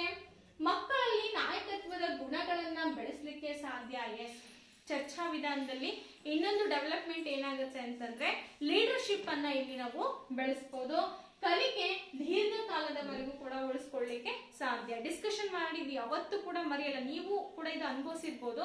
ನಿಮ್ಮ ಫ್ರೆಂಡ್ಸ್ ಜೊತೆಗೆ ಯಾವುದೋ ಒಂದು ಮ್ಯಾಟರ್ ನ ಡಿಸ್ಕಸ್ ಮಾಡಿದೀರಾ ಅಂತಂದ್ರೆ ಯು ಆರ್ ನಾಟ್ ಫಾರ್ಗೆಟ್, ಅದನ್ನು ಫಾರ್ಗೆಟ್ ಮಾಡ್ಲಿಕ್ಕೆ ಸಾಧ್ಯನೇ ಇಲ್ಲ. ಆಲ್ವೇಸ್ ಅಲ್ಲಿ ಕುತ್ಕೊಂಡು ಡಿಸ್ಕಷನ್ ಮಾಡಿ ಒಬ್ಬರೇ ಓದಿದ್ದನ್ನ ನಾವು ಫಾರ್ಗೆಟ್ ಮಾಡ್ಬೋದು, ಆದ್ರೆ ಚರ್ಚಾ ಪದ್ಧತಿಯಲ್ಲಿ ಪ್ರಸ್ತಾಪ ಆಗಿರ್ತಕ್ಕಂಥ ವಿಷಯವನ್ನ ನಾವೇನ್ ಮಾಡಕ್ ಸಾಧ್ಯ ಇಲ್ಲ, ಮರಿಲಿಕ್ಕೆ ಸಾಧ್ಯನೇ ಇಲ್ಲ. So that is the most important thing in discussion method. So ಈಗ ನಾವು ಅಡ್ವಾಂಟೇಜಸ್ ಅನ್ನ ನೋಡಾದ್ಮೇಲೆ let us come to and disadvantages. So disadvantages ಏನೇನಿದೆ ಹಾಗಾದ್ರೆ ನೋಡೋಣ. ಹಾಗಾದ್ರೆ ನಿಗದಿತ ವೇಳಾಪಟ್ಟಿಗೆ ಸರಿ ಹೊಂದಿಸಲು ಕಷ್ಟಕರ ಆಗುತ್ತೆ. ಯಾಕೆ ಅಂದ್ರೆ ನಮಗೆ ಸ್ಕೂಲಲ್ಲಿ ಕೇವಲ 45 ನಿಮಿಷ ಪೀರಿಯಡ್ ಇರುತ್ತೆ. ಆ 45 ನಿಮಿಷದ ಪೀರಿಯಡ್ ನಲ್ಲಿ ನಾವು ಮ್ಯಾಟ್ರಿಗಳನ್ನ ಕಂಪ್ಲೀಟ್ ಆಗಿ ಗೊಂದಲ ಇಲ್ದಂಗೆ ಡಿಸ್ಕಷನ್ ಮಾಡೋದು ತುಂಬಾ ಕಷ್ಟ. ಬೇರೊಬ್ರು ವೇಟ್ ಮಾಡ್ತಾ ಇರ್ತಾರೆ ಹೊರಗಡೆ ಅಲ್ವಾ. ಸೊ ಅದು ಒಂದು ಸ್ವಲ್ಪ ಕಷ್ಟಕರವಾದದ್ದು. ಎಲ್ಲ ಪಾಠಗಳನ್ನ ಬೋಧನೆಗೆ ಸೂಕ್ತವಾಗಲ್ಲ. ಎಲ್ಲ ಪಾಠಗಳನ್ನು ಕೂಡ ನಾವು ಡಿಸ್ಕಷನ್ ಮೆಥಡ್ಗೆ ಹೇಳ್ಕೊಳ್ತೀವಿ ಅಂತಂದ್ರೆ it is highly impossible. Because chapters ಏನಿರ್ತವೆ ಅಂದ್ರೆ ತುಂಬಾ ಲೆಂದಿ ಆಗಿರ್ತವೆ. ಸೊ ಹಂಗಾಗಿ ಇದೊಂದು ಸ್ವಲ್ಪ ಕ್ರಿಟಿಕಲ್ ಅಂತೇಳಿ ಹೇಳ್ಬೋದು. ಇನ್ನ ಹಿಂದುಳಿದ ಹಾಗೂ ಹಿಂಜರಿಕೆ ಹೊಂದಿದಂತಹ ಮಕ್ಕಳಿಗೆ ಸೂಕ್ತ ಆಗಲ್ಲ. ಏನ್ ಹಿಂದುಳಿದಂತಹ ಮಕ್ಕಳು ಹಿಂದೆ ಉಳ್ಕೊಂಡ್ಬಿಡ್ತಾರೆ, ಬರಲ್ಲ, ಎಕ್ಸ್ಪ್ರೆಸ್ ಮಾಡಲ್ಲ. ನೀವು ಬಿ ಎಡ್ ಅಲ್ಲೂ ಕೂಡ ನೀವು ಅದನ್ನ ಅಬ್ಸರ್ವ್ ಮಾಡಿರ್ಬೋದು. ಸಾಕಷ್ಟು ಪ್ರಶಿಕ್ಷಣಾರ್ಥಿಗಳು ಏನ್ ಮಾಡ್ತಾರೆ ಅಂತಂದ್ರೆ ಸ್ಟೇಜ್ ಮೇಲೆ ಬಂದು ಪಾಠ ಮಾಡೋದಕ್ಕೂ ಕೂಡ ಅನ್ಸ್ತಾರೆ. ಅಂದ್ರೆ ಅವ್ರು ಹಿಂದುಳಿದಾಗ ನಾನು ಹೇಳ್ತಾ ಇಲ್ಲ. ಸೊ ಆ ಒಂದು ಸ್ಟೇಜ್ ಫಿಯರ್ ಅವಾಗ್ಲೂ ಕೂಡ ಅವ್ರಿಗೆ ಬಂದಿರುತ್ತೆ. ಯಾವಾಗ ಬಿ ಎಡ್ ಅನ್ನ ಕಂಪ್ಲೀಟ್ ಆಗಿ ಹೊರಗೆ ಮುಗಿಸ್ಕೊಂಡು ಬರ್ತಾರಲ್ಲ ಆವಾಗ ಅವ್ರಿಗೆ ಕಂಪ್ಲೀಟ್ ಆಗಿ ಸ್ಟೇಜ್ ಫಿಯರ್ ಹೋಗಿರುತ್ತೆ. ಸೊ ಸಂಭಾಷಣೆಯನ್ನ ಮಾಡ್ತಕ್ಕಂಥ ಶೈಲಿಯನ್ನು ಅವ್ರು ಬೆಳೆಸ್ಕೊಳ್ತಾರೆ. ಇನ್ನು ನಾವು ಮಕ್ಕಳ ವಿಚಾರಕ್ಕೆ ಬಂದಾಗ ಹಿಂದುಳಿದಂತಹ ಮಕ್ಕಳು ಏನ್ ಮಾಡ್ತವೆ, ಇಲ್ಲಿ ಪ್ರಸ್ತಾಪಗೊಳ್ಳಲ್ಲ ಅಥವಾ ಪಾರ್ಟಿಸಿಪೇಟ್ ಮಾಡೋದು ತುಂಬಾನೇ ಕಷ್ಟ ಆಗುತ್ತೆ. ಆ ವಿಷಯನೂ ಕೂಡ ಅವರಿಗೆ ಪ್ರಾಸ್ಪರಸ್ ಆಗಿ ಏನಾಗಲ್ಲ, ಅರ್ಥ ಆಗಲ್ಲ. ಈಗ ಶಿಕ್ಷಕರ ಹೊಣೆಗಾರಿಕೆ ತುಂಬಾ ಜಾಸ್ತಿ ಆಗುತ್ತೆ. ನಿರ್ವಹಣೆ ಮಾಡೋದಂದ್ರು ಕ್ಲಾಸ್ ಮ್ಯಾನೇಜ್ಮೆಂಟ್ ಮಾಡೋದೇನಿದೆ ಅಲ್ಲ, it's highly heavy job for us. ಯಾಕೆ ಅಂದ್ರೆ ಮಕ್ಳು ನಾವು ಡಿಸ್ಕಷನ್ ಬಿಟ್ಟಿದೀವಿ ಅಂದ್ರೆ ಗೊಯ್ ಗೊಯ್ ಸೌಂಡ್ ಮಾಡೋದು ಜಾಸ್ತಿ, ತುಂಬಾ ನಾಯ್ಸಿಂಗ್ ಸ್ಟಾರ್ಟ್ ಆಗ್ಬಿಡುತ್ತೆ ಕ್ಲಾಸ್ ತುಂಬಾ. ಬಟ್ ಅದನ್ನ ಕಂಟ್ರೋಲ್ ಮಾಡೋನು ತುಂಬಾ ಸ್ವಲ್ಪ ಬುದ್ಧಿಶಕ್ತಿಯನ್ನ ಹೊಂದಿರ್ಬೇಕು. ದೇಹದಾಡ್ರೆ ಅಲ್ಲ, ಬುದ್ಧಿಶಕ್ತಿ ಇದ್ದಾಗ ಆಟೋಮೆಟಿಕ್ ಅದನ್ನ ಆತ ಕಡಿಮೆ ಮಾಡ್ತಾರೆ. ಇನ್ನು ವಿದ್ಯಾರ್ಥಿಗಳು ಗೈರು ಹಾಜರಿಯಾದಾಗ ತೊಂದರೆ ಆಗುತ್ತೆ. Yes, of course it is the right one. And then we will move. ಯಶಸ್ವಿ ಚರ್ಚೆಗೆ ಪ್ರಮುಖ ಭಾಗಗಳು ಅಂದ್ರೆ ಯಶಸ್ವಿ ಚರ್ಚೆ ಆಗ್ಬೇಕು ಅಂತಂದ್ರೆ ಯಾವೆಲ್ಲ ಒಂದು ಭಾಗಗಳನ್ನ ಅಲ್ಲಿ ಅನುಸರಿಸಬೇಕು, ಏನೆಲ್ಲ ಇರ್ಬೇಕು ಅಂದ್ರೆ ಒಂದು ಮುಖಂಡ ಇರ್ಬೇಕು. ಮುಖಂಡ ಅಂದ್ರೆ ನಾಯಕತ್ವ ಅಲ್ವಾ. ಒಂದು ಗುಂಪು ಮಾಡಿದೀವಿ ಅಂತಂದ್ರೆ ಅದರಲ್ಲಿ ಒಬ್ಬರನ್ನ ಲೀಡರ್ ಮಾಡ್ಬೇಕು. ಹೆಂಗೆ ಅಂತ ನಿಮಗೆ ಗೊತ್ತಾ ಇದೆ. ಸೊ ಒಂದು ಗುಂಪಿದೆ ಇಲ್ಲಿ. ಸೊ ಒಂದು ಗುಂಪಿದೆ ಅಂತಂದ್ರೆ ಕಂಪ್ಲೀಟ್ ಆಗಿ ಇಲ್ಲಿ ಒಬ್ಬ ಸೆಂಟ್ರಲ್ ಇರ್ತಕ್ಕಂಥ ಒಬ್ಬ ನಾಯಕ ಇರ್ತಾನೆ. ಇಲ್ಲಿ ಎಲ್ಲ ಏನಂತಂದ್ರೆ ಅವನ ಸ್ಟೂಡೆಂಟ್ಸ್ ಇರ್ತಾರೆ. ಅವನ ಸ್ಟೂಡೆಂಟ್ಸ್ ಅಂತಂದ್ರೆ ನಾವು ಆಯ್ಕೆ ಮಾಡ್ಕೊಂಡಂತಹ ಸ್ಟೂಡೆಂಟ್ಸ್ ಗಳನ್ನ ನಾವಿಲ್ಲಿ ಬಿಡ್ತೀವಿ. ಓಕೆ. ಇನ್ನು ನೆಕ್ಸ್ಟ್ ಗುಂಪು ಬೇಕು. ಫಸ್ಟ್ ಗುಂಪನ್ನ ರಚನೆ ಮಾಡ್ಬೇಕು. ಆಮೇಲೆ ಅದಕ್ಕೊಬ್ಬ ಮುಖಂಡನನ್ನ ನೇಮಿಸ್ಬೇಕು. ಆಮೇಲೆ ಬಹಳ ಇಂಪಾರ್ಟೆಂಟ್ ಕಾನ್ಸೆಪ್ಟ್ ಅಂತಂದ್ರೆ ಸಮಸ್ಯೆಯನ್ನ ಕೊಡ್ಲೇಬೇಕು. ಡಿಸ್ಕಷನ್ ಮೆಥಡ್ ಅಲ್ಲಿ ಸಮಸ್ಯೆ, problem, it is the most important thing ಅಂತೇಳಿ ಹೇಳ್ಬೋದು. ಸಮಸ್ಯೆಯನ್ನ ಕೊಡ್ಬೇಕಾಗುತ್ತೆ. ಇನ್ನ ವಿಷಯ ವಸ್ತುವನ್ನ ನೀಡಬೇಕು. ಇನ್ನ ಮೌಲ್ಯಮಾಪನ ಮಾಡ್ತಕ್ಕಂಥದ್ದು ಕೊನೆಯ ಒಂದು ಅಂಶ ಅಂತೇಳಿ ಹೇಳ್ತಾ ಇದ್ದೀವಿ. ಓಕೆ. ಇನ್ನ ನೆಕ್ಸ್ಟ್ ಚರ್ಚೆಯ ಹಂತಗಳನ್ನ ಬಹಳಷ್ಟು ಸಲ ಕೇಳಿದರೆ ಸ್ವಲ್ಪ ಕೊನೆ ಹಂತ, ಮೂರನೇ ಹಂತ, ಮೊದಲನೇ ಹಂತ, ಅದ್ರ ಬಗ್ಗೆ ಸ್ವಲ್ಪ ಗಮನ ಇರಲಿ. ಸಮಸ್ಯೆಯನ್ನ ಆಯ್ಕೆ ಮಾಡ್ಕೊಳ್ಬೇಕು ಮೊದಲನೇದಾಗಿ. ಅನಂತರ ಸಿದ್ಧತೆ ಮಾಡ್ಕೊಳ್ಬೇಕು. ಚರ್ಚೆಯ ಏರ್ಪಾಡು ಮಾಡಬೇಕು. ಮೌಲ್ಯಮಾಪನವನ್ನ ಮಾಡಬೇಕು. ಮೊದಲು ಚರ್ಚಾ ವಿಧಾನವನ್ನ ನೀವು ಕೈಗೊಳ್ತಾ ಇದ್ದೀರಾ ಅಂತಂದ್ರೆ ಅಲ್ಲಿ ನೀವು ಏನ್ ಮಾಡ್ಬೇಕು ಮೊದಲನೇದಾಗಿ ಅಂತಂದ್ರೆ ಸಮಸ್ಯೆಯನ್ನ ಆಯ್ಕೆ ಮಾಡ್ಕೊಳ್ಬೇಕಾಗುತ್ತೆ. ಮಕ್ಳಿಗೆ ಯಾವ ಸಮಸ್ಯೆಯನ್ನ ಕೊಟ್ರೆ ಸರಿಯಾಗಿರುತ್ತೆ. ಸೊ ಈಗ ಅಟ್ ಪ್ರೆಸೆಂಟ್ ಸಮಸ್ಯೆ ಇರ್ಬೇಕು. ಆ ಸಮಸ್ಯೆಯನ್ನ ಕೊಟ್ಟಾಗ ಮಕ್ಳು ಏನ್ ಮಾಡ್ತಾರೆ ಅಂತಂದ್ರೆ ಅದ್ರ ಬಗ್ಗೆ ಸಿದ್ಧತೆಯನ್ನ ಮಾಡ್ಕೊಳ್ತಾರೆ. ನಾವು ಕೂಡ ಅರೇಂಜ್ ಮಾಡ್ಬೇಕಾಗುತ್ತೆ. ಅನಂತರ ಚರ್ಚೆಗೆ ನಾವು ಮುಕ್ತವಾದಂತ ಅವಕಾಶವನ್ನ ಅಲ್ಲಿ ನಾವು ಕೊಡ್ಬೇಕು. Next evaluation, that is the final ಒಂದು ಹಂತ ಅಂತೇಳಿ ನಾವು ಹೇಳ್ಬೋದು. ಓಕೆ. ಆಮೇಲೆ ಚರ್ಚಾ ವಿಧಾನದ ಪ್ರಕಾರಗಳು ಏನೇನಿದೆ ನೋಡೋಣ. ಒಂದು ಅನೌಪಚಾರಿಕ ಸಮೂಹ ಯೋಜನೆ. ಸೊ ಅನೌಪಚಾರಿಕ ಸಮೂಹ ಯೋಜನೆಗೆ ನೀವು ಆಗಿರ್ಬೋದು, ದುಂಡು ಮೇಜಿನ ಪರಿಷತ್ತು ನಾವು ಉದಾಹರಣೆಯಾಗಿ ಕೊಡ್ಬೋದು. ಸೊ ರೌಂಡ್ ಟೇಬಲ್ ಕಾನ್ಫರೆನ್ಸ್ ಅಂತ ಹೇಳಿ ನಾವು ಇಂಗ್ಲಿಷ್ ನಲ್ಲಿ ಅದನ್ನ ಕರಿತೀವಿ. ಇನ್ನು ಔಪಚಾರಿಕ ಸಮೂಹ ಯೋಜನೆ, ಅಲ್ಲಿ ಮೊದಲನೇದಾಗಿ ಇದರಲ್ಲಿ ಚರ್ಚಾಗೋಷ್ಠಿ ಬರುತ್ತೆ, ವಿಚಾರಗೋಷ್ಠಿ ಬರುತ್ತೆ, ಹಾಗೇನೆ ಸಮೂಹ ಯೋಜನೆ ಮತ್ತು ಕಾರ್ಯಾಗಾರ. ಇವೆಲ್ಲವೂ ಏನಪ್ಪಾ ಅಂತಂದ್ರೆ ಔಪಚಾರಿಕ ಒಂದು ಸಮೂಹ ಯೋಜನೆಯಲ್ಲಿ ಬರ್ತಕ್ಕಂಥ ಅಂಶಗಳು. ಔಪಚಾರಿಕ ಅಂದ್ರೆ 4 ಗೋಡೆಗಳ ಮಧ್ಯೆ ಮಾಡ್ತಕ್ಕಂಥದ್ದು. ಸೊ ಈ ಒಂದು ದುಂಡು ಮೇಜಿನ ಪರಿಷತ್ತು ಅನೌಪಚಾರಿಕವಾಗಿ ಆದಂತದ್ದು, ತುಂಬಾ ದೊಡ್ಡ ದೊಡ್ಡದಾಗಿ ಹಾಲ್ಗಳು ಅಲ್ಲಿ ಆದಂತದ್ದು. ಸೊ ಇಲ್ಲಿ ಈ ಔಪಚಾರಿಕ ಸಮೂಹ ಯೋಜನೆಯಲ್ಲಿ ಮೊದಲು ಚರ್ಚಾಗೋಷ್ಠಿ ಇರುತ್ತೆ, ಆಮೇಲೆ ವಿಚಾರಗೋಷ್ಠಿಗಳಾಗಿರ್ಬೋದು, ಆಮೇಲೆ ವಿಚಾರಗೋಷ್ಠಿ, ಸಮೂಹ ಯೋಜನೆ, ಆಮೇಲೆ ಕಾರ್ಯಾಗಾರ ಅಂತಂದ್ರೆ ಸೆಮಿನಾರ್ಸ್ ಗಳೆಲ್ಲ ಕಂಡಕ್ಟ್ ಮಾಡ್ತಾರೆ ನೋಡ್ರಿ. ಅಲ್ಲಿ ಏನ್ ಮಾಡ್ತಾರೆ, 4 ಗೋಡೆಗಳ ಮಧ್ಯೆ ನಾವು ಹೇಳ್ತಕ್ಕಂಥದ್ದು, ಅಲ್ಲಿ ಅದು ಕೂಡ ಡಿಸ್ಕಷನ್ ಮೆಥಡ್ ಆಗಿ ಪರಿವರ್ತನೆ ಆಗುತ್ತೆ. ಸೊ ಇದಿಷ್ಟೇ ಏನಪ್ಪಾ ಅಂತಂದ್ರೆ ಚರ್ಚಾ ಪದ್ಧತಿಯ ಮುಖ್ಯ ಒಂದು ಭಾಗ. ಇನ್ನ ಮುಂದಿನ ಒಂದು ಮೆಥಡ್ ಯಾವುದು ಅಂತಂದ್ರೆ ಪ್ರಾಬ್ಲಮ್ ಸಾಲ್ವಿಂಗ್ ಮೆಥಡ್, ಸಮಸ್ಯೆ ಪರಿಹಾರ ವಿಧಾನ. ಸೊ ಹಾಗಾದ್ರೆ ಸಮಸ್ಯೆ ಪರಿಹಾರ ಯಾರಿಗೆ ಬರಲ್ಲ? ಸಮಸ್ಯೆ ಬಂದಿದೆ ಅಂತ ಹೇಳ್ಬಿಟ್ಟು ನಾವು ಸಮಸ್ಯೆಯಿಂದ ದೂರ ಓಡಕ್ಕಾಗತ್ತಾ? ಆಗಲ್ಲ. ಸಮಸ್ಯೆಯನ್ನು ಎದುರು ನಿಲ್ಲಿಸೋನೆ ನಿಜವಾದಂತಹ ಮನುಷ್ಯ ಅಂತೇಳಿ ಹೇಳ್ತೀವಿ. ಸಮಸ್ಯೆ ಬಂದಿದೆ, ಆತ್ಮಹತ್ಯೆ ಮಾಡ್ಕೊಳ್ಳೋದು ಅಥವಾ ಮತ್ತೆ ಇನ್ನೊಂದೇನೋ ಮಾಡ್ಕೊಳ್ಳೋದು, ದಟ್ಸ್ ನಾಟ್ ಎ ಫೇರ್ ಅಲ್ವಾ? ಸೊ ಹಂಗಾಗಿ ಸಮಸ್ಯೆ ಅಂತಕ್ಕಂಥದ್ದು, ನಾನು ಅಲ್ಲಿ ದೊಡ್ಡ ಸಮಸ್ಯೆಗೆ ಹೋದೆ, ಇದು ದೊಡ್ಡ ಸಮಸ್ಯೆ ಅಲ್ಲ. ಶಿಕ್ಷಣದಲ್ಲಿ ಸಮಸ್ಯೆ ಪರಿಹಾರ ವಿಧಾನ, ಶಿಕ್ಷಣ ಒಂದು ಕಲಿಕೆಯಲ್ಲಿ ಈ ಸಮಸ್ಯೆ ಪರಿಹಾರ ವಿಧಾನ ಅಂತಕ್ಕಂಥದ್ದು ಬಹಳಷ್ಟು ಮುಖ್ಯವಾದಂತಹ ಪಾತ್ರವನ್ನ ನಿರ್ವಹಿಸುತ್ತೆ. ನಾನು ಈಗ ನಿಮಗೆ ಒಂದು ಪಿಕ್ಚರ್ ತೋರಿಸ್ತೇನೆ. ಪಿಕ್ಚರ್ ನೋಡ್ತಾ ಇದ್ದೀರಾ? ಇದನ್ನ ನಾವು ಹಳೆ ಕತೆ ಕೇಳಿದ್ವಿ ಅಂತ ಅನ್ಸುತ್ತೆ ಅಲ್ವಾ? ನೆನಪಿ ಬಂತ? ಕಾಗೆ ಏನ್ ಮಾಡ್ತಾ ಇದೆ ಅಂದ್ರೆ ತುಂಬಾ ಹಸ್ಕೊಂಡ್ ಬಂದಿದೆ, ತುಂಬಾ ಬಾಯಾರಿಕೆಯಿಂದ ಹಾರಿ ಒಂದು ಹೂಜಿ ಹತ್ರ ಬಂದಿದೆ. ಹೂಜಿ ಒಳಗ್ ನೋಡುತ್ತೆ ನೀರ್ ತುಂಬಾ ಕೆಳಗಿದೆ. ಸೊ ದೊಡ್ಡ ಸಮಸ್ಯೆ ಕಾಡಕ್ ಶುರು ಮಾಡ್ತು. ಹೆಂಗಪ್ಪ ನೀರನ್ನ ತೆಗೊಳ್ಳೋದು, ಹೆಂಗ್ ತೆಕ್ಕೋಬೇಕು ನಾನು ನೀರನ್ನ? ಯೋಚನೆ ಮಾಡ್ಬೇಕು. ಸಮಸ್ಯೆ ಆಯ್ಕೆ ಆಯ್ತಲ್ಲಿ, ಸಮಸ್ಯೆಗೆ ಪರಿಹಾರವನ್ನ ಕಂಡಿಟ್ಕೊಳ್ಬೇಕು. ನಾನು ಹೆಂಗ್ ಕಂಡಿಟ್ಕೊಳ್ಬೇಕು? ಅದಕ್ಕೂ ಮೊದಲೇ ಸಮಸ್ಯೆಯನ್ನ ಪರಿಹಾರ ಮಾಡ್ಲಿಕ್ಕೆ ಯೋಜನೆಯನ್ನ ಹಾಕೊಳ್ಬೇಕಾಗುತ್ತೆ. ಹಾಗಾದ್ರೆ ಆ ಒಂದು ಕಾಗೆ ಏನ್ ಮಾಡುತ್ತೆ ಅಂದ್ರೆ ಯೋಜನೆಯನ್ನ ಹಾಕೊಳ್ಳುತ್ತೆ. ಯೋಜನೆಯನ್ನ ಹಾಕೊಂಡು ಏನ್ ಮಾಡುತ್ತೆ, ಸಣ್ಣ ಸಣ್ಣ ಸಣ್ಣ ಸಣ್ಣ ಅಲ್ಲಿ ಬಿದ್ದಂತಹ ಕಲ್ಲುಗಳನ್ನೆಲ್ಲ ತಂದ್ಬಿಟ್ಟು ಈ ಹೂಜಿ ಒಳಗೆ ಹಾಕ್ಲಿಕ್ಕೆ ಶುರು ಮಾಡ್ತಾ ಹೋಗುತ್ತೆ. ಅವಾಗ ಅದು ಪ್ರಯತ್ನವನ್ನ ಮಾಡ್ತಾ ಇದೆ ಅಲ್ವಾ? ಸೊ ಹೂಜಿ ಒಳಗೆ ಹಾಕ್ತಂಗೆಲ್ಲ ಏನಾಯ್ತು, ಇಲ್ಲಿ ತಳದಲ್ಲಿದ್ದಂತಹ ನೀರು ಮೇಲ್ಭಾಗಕ್ಕೆ ಬರ್ಲಿಕ್ಕೆ ಶುರು ಮಾಡ್ತು. ಸೊ ಮೇಲ್ಭಾಗಕ್ಕೆ ಬಂದಂಗೆಲ್ಲ ಅದು ಯಶಸ್ಸನ್ನ ಕಾಣ್ಲಿಕ್ಕೆ ಶುರು ಮಾಡ್ತು. ಯಶಸ್ಸನ್ನ ಕಂಡ ಮೇಲೆ ನೀರನ್ನ ಕುಡ್ಕೊಂಡು ಹಾರಿ ಮತ್ತೆ ಹೋಗುತ್ತೆ. ಆ ಸಮಸ್ಯೆಯನ್ನು ಎಷ್ಟು ಈಸಿಯಾಗಿ ಫೇಸ್ ಮಾಡ್ತು, ಎಷ್ಟು ಒಂದು ಯೋಜನೆಯನ್ನ ಹಾಕೊಂಡು ಫೇಸ್ ಮಾಡ್ತಲ್ಲ, ಅದೇ ರೀತಿಯಾಗಿ ನಮ್ಮ ಒಂದು ಶೈಕ್ಷಣಿಕ ರಂಗದಲ್ಲೂ ಕೂಡ ನಾವು ಮಾಡ್ತಕ್ಕಂತ ಬೋಧನಾ ವಿಧಾನಗಳಲ್ಲಿ ಸಮಸ್ಯೆ ಪರಿಹಾರ ವಿಧಾನ ಅಂತಕ್ಕಂಥದ್ದು ಬಹಳ ಮುಖ್ಯ. ಸಮಸ್ಯೆಗಳು ಬರುತ್ತೆ ಬೋಧನೆಯಲ್ಲಿ, ಆ ಸಮಸ್ಯೆಗಳನ್ನ ನಾವು ಎದ್ದು ನಿಂತು ಗೆಲ್ಲಿಸ್ಬೇಕಾಗುತ್ತೆ. ಹಾಗಾದ್ರೆ ನೋಡಿ, ಸಮಾಜ ವಿಜ್ಞಾನ ವಿಷಯ ಬೋಧನೆಯಲ್ಲಿ ಇದು ಒಂದು ಬಹಳ ಪ್ರಮುಖವಾದಂತಹ ವಿಧಾನ ಅಂತ ಹೇಳ್ತೀವಿ. ಇದಷ್ಟೇ ಅಲ್ಲ, ನಾನು ಹೇಳಿದ್ನಲ್ಲ, ಗಣಿತ ವಿಚಾರದಲ್ಲೂ ಅಷ್ಟೇ, ವಿಜ್ಞಾನದಲ್ಲೂ ಕೂಡ ಅಷ್ಟೇ. ಈ ಒಂದು ಹಂತದಲ್ಲಿ ವಿಷಯಕ್ಕೆ ಸಂಬಂಧಪಟ್ಟಂತೆ ಶಿಕ್ಷಕರು ಏನ್ ಮಾಡ್ತಾರೆ ಅಂತಂದ್ರೆ ವಿದ್ಯಾರ್ಥಿಗಳಿಗೆ ಗೊಂದಲಮಯ ಕೂಡಿದಂತ ಅಂಶಗಳನ್ನ ಸರಳೀಕರಿಸಿ ತಿಳಿಸ್ತಕ್ಕಂಥ ವಿಧಾನ. ಫಾರ್ ಎಕ್ಸಾಂಪಲ್, ಮ್ಯಾಥಮೆಟಿಕ್ಸ್ ನಲ್ಲಿ ನೀವು ಒಂದು ಪ್ರಾಬ್ಲಮ್ ತಗೊಳ್ತೀರಾ, ತುಂಬಾ ಆಲ್ಟರ್ನೇಟಿವ್ ನೂರಾರು ತಿರುವುಗಳಿಂದ ಪ್ರಾಬ್ಲಮ್ ಸಾಲ್ವ್ ಆಗ್ಬೇಕಾಗುತ್ತೆ. ಅದಕ್ಕೆ ತುಂಬಾ ಟ್ರಿಕ್ಕಿಯಾಗಿ ಒಂದೇ ಒಂದು ನೀವೇನ್ ಮಾಡ್ತೀರಾ ಅಂತಂದ್ರೆ ಈಸಿ ಅಂತ ಕೋಡ್ ಇಟ್ಕೊಂಡು ಅಥವಾ ಈಸಿ ಅಂತ ಬೇರೆ ಬೇರೆ ಸೂತ್ರದಿಂದ ಮಕ್ಕಳಿಗೆ ಸರಳೀಕರಣಗೊಳಿಸ್ಬಿಟ್ಟು ಅದನ್ನ ಟೀಚ್ ಮಾಡ್ತೀರಾ. ಅದನ್ನೇ ನಾವು ಸಮಸ್ಯೆ ಪರಿಹಾರ ವಿಧಾನ ಅಂತ ಕರಿತೀವಿ. ನೋಡಿ, ಶಿಕ್ಷಕರು ವಿದ್ಯಾರ್ಥಿಗಳಿಗೆ ಗೊಂದಲಮಯ ಕೂಡಿದಂತ ಅಂಶಗಳನ್ನ ಸರಳೀಕರಿಸಿ ತಿಳಿಸ್ತಕ್ಕಂಥ ವಿಧಾನವೇ ಸಮಸ್ಯೆ ಪರಿಹಾರ ವಿಧಾನ. ಕಲಿಕೆಯ ಅಂಶಗಳು ಪ್ರಾರಂಭದಲ್ಲಿ ಸಮಸ್ಯೆಯಂತೆ ಕಂಡುಬರುತ್ತೆ. ಅನಂತರ ಸಂದರ್ಭದಲ್ಲಿ ಶಿಕ್ಷಕರು ಏನ್ ಮಾಡ್ತಾರೆ ಅಂತಂದ್ರೆ ಮಾರ್ಗದರ್ಶನದ ಮೂಲಕ ಆ ವಿಷಯವನ್ನ ತಿಳಿಸ್ತಾರೆ. ಇದನ್ನೇ ನಾವು ಸಮಸ್ಯೆ ಪರಿಹಾರ ವಿಧಾನ ಅಂತ ಕರಿತೀವಿ. ಇನ್ನೊಂದು ಉದಾಹರಣೆಯನ್ನ ತಗೊಳ್ತೀನಿ ನಾನು. ಮೋಸ್ಟ್ ಅಕ್ಯುರೇಟ್ ಅಥವಾ ಮೋಸ್ಟ್ ಏನಂತ ಹೇಳ್ತೀವಿ, ರಿಲಯಬಲ್ ಒಂದು ಉದಾಹರಣೆ ಅಂತ ಹೇಳ್ತೀನಿ. ಆಂಗ್ಲೋ ಮೈಸೂರು ಯುದ್ಧಕ್ಕೆ ಕಾರಣಗಳು ಹಾಗೂ ಪರಿಣಾಮಗಳನ್ನ ತಿಳಿಸೋದು.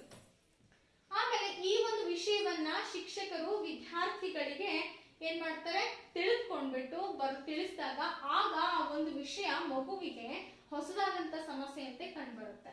ಮೊದಲು ನೀವೇನ್ ಮಾಡ್ತೀರಾ, ಮಕ್ಕಳಿಗೆ ಒಂದು ಪ್ರಾಬ್ಲಮ್ ಅನ್ನ ಕೊಡ್ತೀರಾ. ಪ್ರಾಬ್ಲಮ್ ಏನಂತಂದ್ರೆ ನೀವು ಬರೀ ಮ್ಯಾಥಮೆಟಿಕ್ಸ್ ನ ಪ್ರಾಬ್ಲಮ್ ಅಲ್ಲ ಅಥವಾ ಸೈನ್ಸ್ ನ ಪ್ರಾಬ್ಲಮ್ ಅಲ್ಲ, ಬದಲಾಗಿ ನೀವು ಇದರಲ್ಲಿ ಸಮಾಜ ವಿಜ್ಞಾನದಲ್ಲಿ ಒಂದು ಪ್ರಾಬ್ಲಮ್ ಅನ್ನ ಕೊಡ್ತೀರಾ.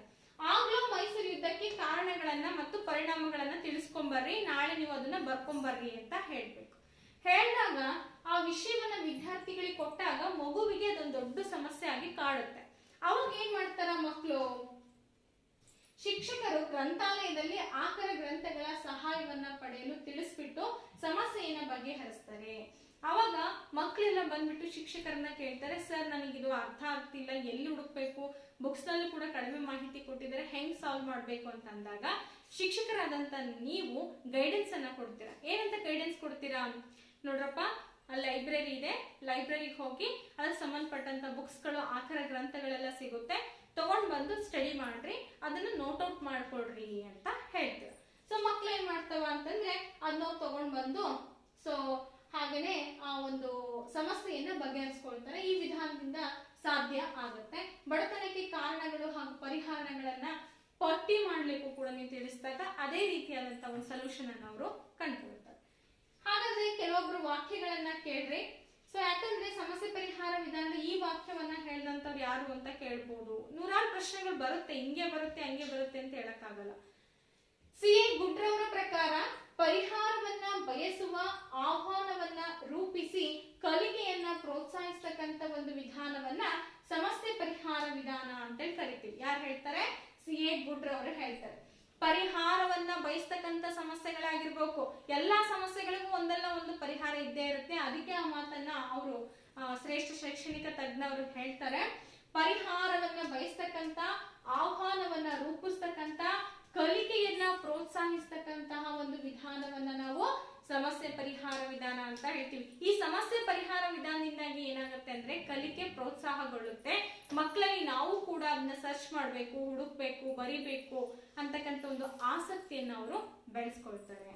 ಎಸ್, ಹಾಗಾದ್ರೆ ಎಸ್ ಸಮಸ್ಯೆಯನ್ನ ಹೇಗ್ ಬಿಡಿಸ್ತೀರಪ್ಪ, ಸಮಸ್ಯೆಯನ್ನ ಬಿಡಿಸ್ತಕ್ಕಂಥ ಕ್ರಮಗಳು, ಹಂತಗಳು, ವ್ಯಕ್ತಿಯ ಸಮಸ್ಯೆಯನ್ನು ಬಿಡಿಸುವಾಗ ಅನುಸರಿಸ್ತಕ್ಕಂಥ ಕೆಲವು ಕ್ರಮಗಳನ್ನ ನಾವಿಲ್ಲಿ ನೋಡೋಣ. ಹಾಗಾದ್ರೆ ಎಸ್, ಇಲ್ಲಿ ನಾನು ಸೆಂಟ್ರಲ್ ಪ್ರಾಬ್ಲಮ್ ಇದೆ.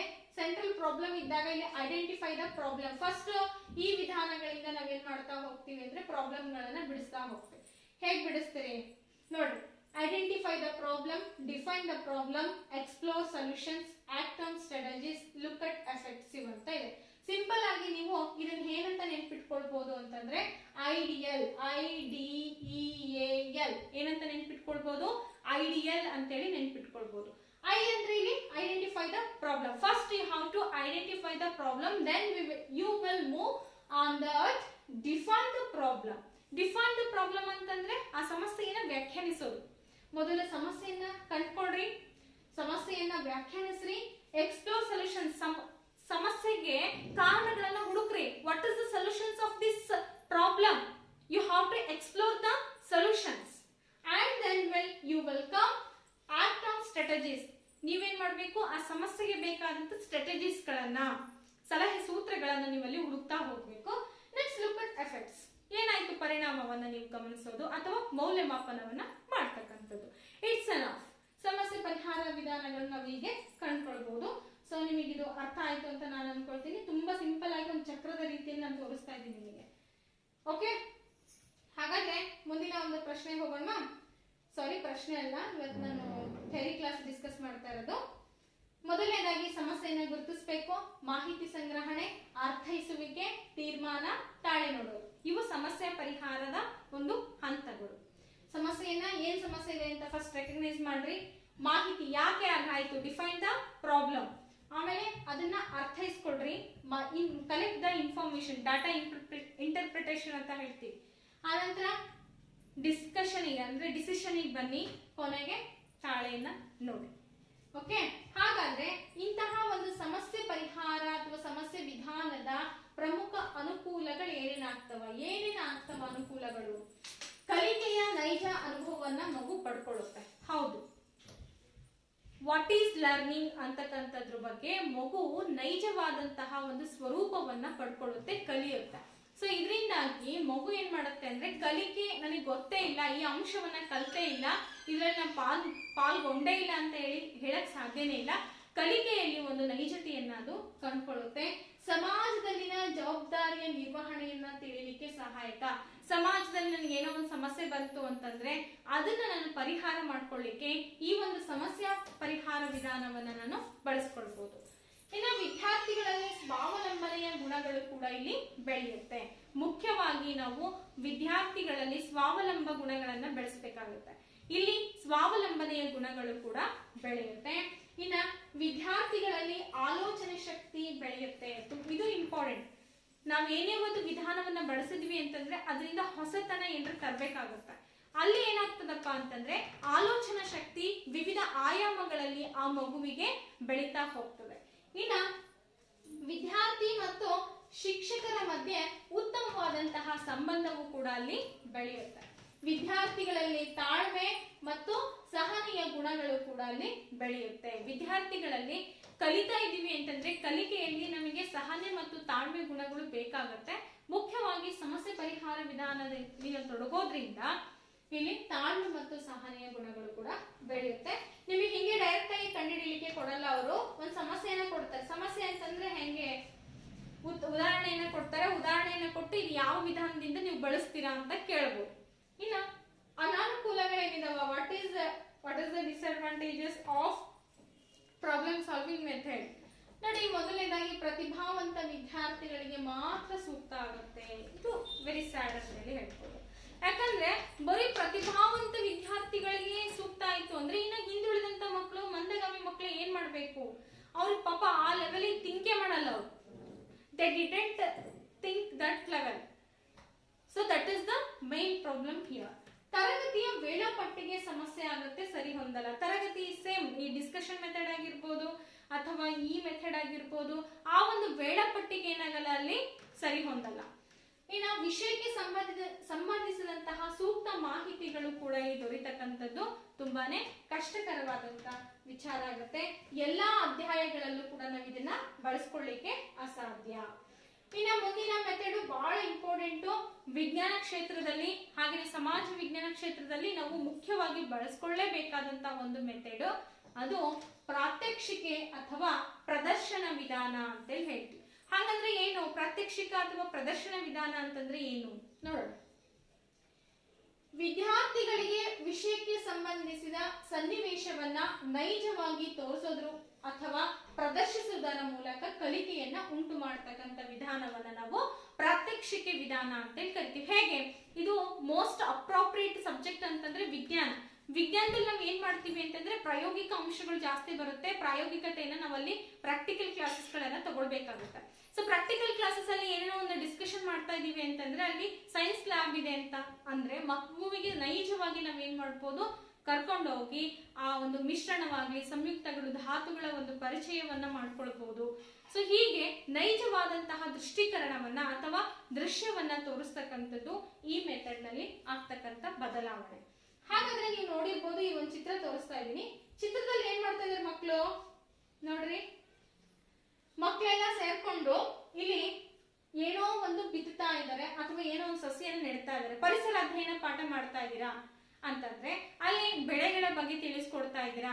ಈಗ ಹುರುಳಿಕಾಳು ಬೆಳೆ ಹೇಗ್ ಬೆಳೆಯುತ್ತೆ ಅಥವಾ ಶೇಂಗಾ ಬೀಜವನ್ನ ಹೇಗ್ ಬೆಳಿತೀವಿ, ಆ ಶೇಂಗಾ ಬೀಜಗಳನ್ನ ನಾವು ಬೀಜ ದ್ವಿದಳ ಧಾನ್ಯ ಅಂತ ಹೇಳಿ ಹೇಗ್ ಕರಿತೀವಿ. ಆ ಬೀಜವನ್ನ ತಂದು ಹಿಂಗ ಸುರಿದು ತೋರಿಸ್ಬೇಕು.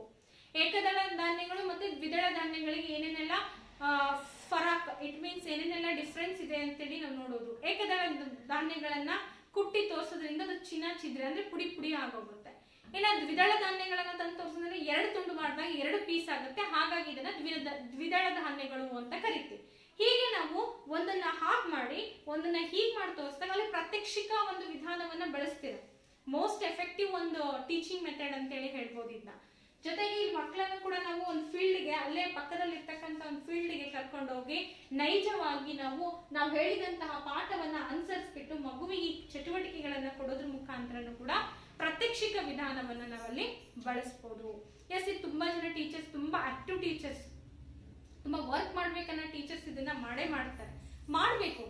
ಓಕೆ, ನೆಕ್ಸ್ಟ್ ಇನ್ನು ಒಂದು ಮುಂದಿನ ಅಂಶಕ್ಕೆ ಹೋಗೋಣ.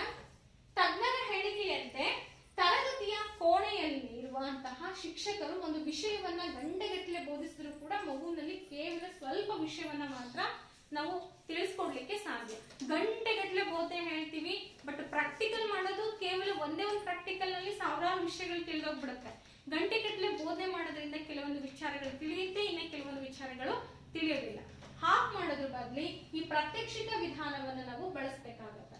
ಸೊ ಹಾಗೇನೆ ಅದನ್ನೇ ನೈಜವಾದಂತ ಚಿತ್ರಪಟ, ಅಭಿನಯ ಅಥವಾ ಮಾದರಿಯಂತೆ ಮಾಡಿ ತೋರಿಸ್ಬೇಕು. ತುಂಬಾ ಸೂಕ್ತವಾದಂತಹ ಮೆಥಡ್. ಸೊ 1000 ಪದಗಳಿಗೆ ಒಂದು ಚಿತ್ರಪಟ ಸರಿಯಾಗುತ್ತೆ ಅಂತ ಹೇಳಿ 100 ವರ್ಡ್ಸ್ ಗಳನ್ನ ಕೊಟ್ರೆ, ಇಲ್ಲೇ ನಾನೇ ಸಾಕ್ಷಿ ತಗೊಳ್ಳಿ, 100 ವರ್ಡ್ಸ್ ಗಳನ್ನ ನೀವು ಮುಂದಿಟ್ಟೆ, ಆದ್ರೆ ಅದು ಒಂದು ಚಿತ್ರದಲ್ಲಿ ನೀವು ಅರ್ಥ ಮಾಡ್ಕೊಳ್ಬಹುದಾಗಿತ್ತು ನೈಜ ವಿಧಾನ ಅಥವಾ ಪ್ರಾತ್ಯಕ್ಷಿಕ ವಿಧಾನ ಅಂದ್ರೆ ಏನು ಅಂತ ಅಲ್ವಾ. ಇಲ್ಲೇ ನಮ್ಮ ಎಕ್ಸಾಂಪಲ್ ತಗೊಳ್ಳೋಣ, ದೂರ ಹೋಗೋದು ಬೇಡ. ಎಸ್ ಅಲ್ವಾ, 1000 ಪದಗಳಿಗೆ ಒಂದು ಚಿತ್ರಪಟ ಸಮ ಅಂತೇಳಿ ಹೇಳ್ತಾರೆ. ಇನ್ನು ಸಮಾಜ ವಿಜ್ಞಾನದಲ್ಲಿ ನೀವು ಅಶೋಕನ ಬಗ್ಗೆ ಪಾಠ ಮಾಡ್ತಿದ್ದೀರಾ ಅಂತಂದ್ರೆ ಭೂಪಟವನ್ನ ತಗೊಳ್ರಿ. ಭೂಪಟದಲ್ಲಿ ಅಶೋಕ ಸಾಮ್ರಾಜ್ಯದ ಚಿತ್ರ ಸಾಧ್ಯ ಆಯ್ತಂದ್ರೆ ಚಿತ್ರವನ್ನ ತೋರಿಸ್ಲಿಕ್ಕೆ ಟ್ರೈ ಮಾಡ್ರಿ.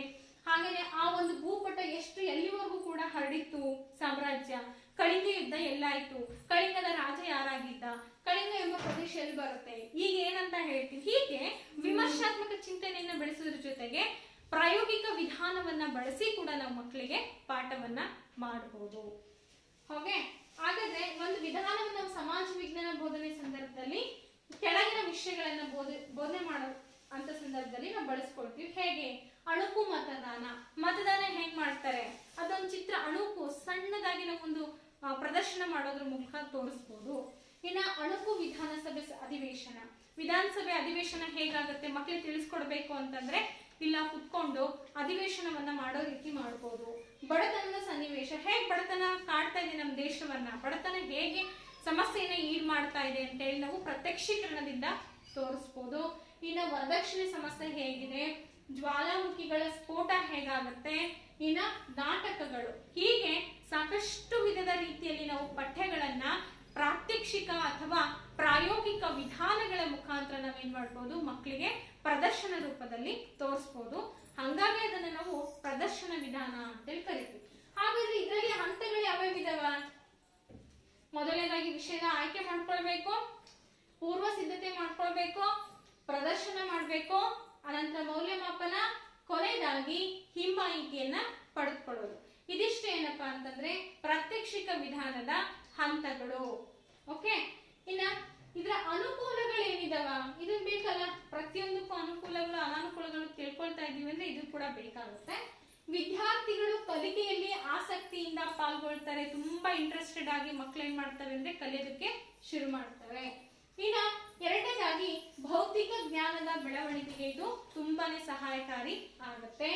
ಇನ್ನ ಮೂರನೇದಾಗಿ ನೈಜವಾದ ಸನ್ನಿವೇಶವನ್ನ ವೀಕ್ಷಿಸಲಿಕ್ಕೆ ಈ ಒಂದು ಮೆಥಡ್ ತುಂಬಾನೇ ಸಹಾಯವನ್ನ ಮಾಡುತ್ತೆ. ಇನ್ನು ನಾಲ್ಕನೇದಾಗಿ ವಿಷಯವು ದೀರ್ಘಕಾಲದವರೆಗೆ ನೆನಪಿನಲ್ಲಿ ಉಳಿಯುತ್ತೆ. ಹೌದು, ದೀರ್ಘಕಾಲ ಅಂತಂದ್ರೆ ಸುಮಾರು ವರ್ಷಗಳ ಕಾಲ ನಾವು ಆ ವಿಷಯವನ್ನ ಮರೀಲಿಕ್ಕೆ ಸಾಧ್ಯನೇ ಆಗಲ್ಲ. ವಿದ್ಯಾರ್ಥಿಗಳಲ್ಲಿ ನಾಯಕತ್ವದ ಗುಣಗಳು ಕೂಡ ಇಲ್ಲಿ ಬೆಳೆಯಲಿಕ್ಕೆ ಸಹಾಯ ಆಗ್ತದೆ. ಓಕೆ, ಹಾಗಾದ್ರೆ ಇವತ್ತು ನಾವು 3 ಪದ್ಧತಿಗಳನ್ನ ತಿಳ್ಕೊಂಡ್ವಿ. ಇನ್ನ ಮುಂದಿನ ಒಂದು ಪದ್ಧತಿಗಳು ಅಂದ್ರೆ ಉಪನ್ಯಾಸ ಪದ್ಧತಿ, ಕಥನ ಪದ್ಧತಿ, ಮೂಲಾಧಾರ ಪದ್ಧತಿ, ಯೋಜನಾ ಪದ್ಧತಿಗಳು, ಹೀಗೆ ಅನುಗಮನ ನಿಗಮನ ಪದ್ಧತಿಗಳು ನಿಮ್ಮ ರಿಕ್ವೆಸ್ಟ್ ಮೇಲೆ ಬೇಕು ಅಂತಂದ್ರೆ ಕಮೆಂಟ್ ನಲ್ಲಿ ತಿಳಿಸಿ. ಸೊ ಕಮೆಂಟ್ ನಲ್ಲಿ ತಿಳಿಸಿದ ಆಧಾರದ ಮೇಲೆ ಏನ್ ಮಾಡ್ತೀನಿ, ನೆಕ್ಸ್ಟ್ ವಿಡಿಯೋವನ್ನ ಕಂಡಕ್ಟ್ ಮಾಡ್ತೀನಿ. ಓಕೆ, ಅಂಟಿಲ್ ಇಲ್ಲಿವರೆಗೂ ಕೂಡ ವಾಚ್ ಮಾಡಿದವರಿಗೆ, ಕಂಪ್ಲೀಟ್ ಆಗಿ ವಾಚ್ ಮಾಡಿದವರಿಗೆ, I hope you enjoy this session and you have to utilise this session. ನಾನು ಅನ್ಕೊಳ್ತೀನಿ ನೀವು ಈ ಸೆಷನ್ ಅನ್ನ ಯುಟಿಲೈಸ್ ಮಾಡ್ಕೊಂತೀರಾ ಅಂತೇಳಿ. ಎಸ್ ಫ್ರೆಂಡ್ಸ್, ಒಂದು ಲೈಕ್ ಆದ್ರೆ ಲೈಕ್ ಮಾಡಿ, ನಿಮ್ಮ ಎಲ್ಲಾ ಫ್ರೆಂಡ್ಸ್ಗೂ ಕೂಡ ಶೇರ್ ಮಾಡಿ. ಈಗಲೇ ನಮ್ಮ ಚಾನಲ್ಗೆ ಸಬ್ಸ್ಕ್ರೈಬ್ ಮಾಡ್ಕೊಂಡಿಲ್ಲ ಅಂದ್ರೆ ಸಬ್ಸ್ಕ್ರೈಬ್ ಮಾಡ್ಕೊಳ್ಳಿ ಅಂತ ಹೇಳ್ತಾ ಇವತ್ತಿನ ವಿಡಿಯೋಕ್ಕೆ ವಿರಾಮವನ್ನ ಇಡೋಣ. ಮತ್ತೆ ಭೇಟಿಯಾಗೋಣ ಮುಂದಿನ ಒಂದು ಬೋಧನಾ ಪದ್ಧತಿಗಳೊಂದಿಗೆ. Thanks one and all and bye.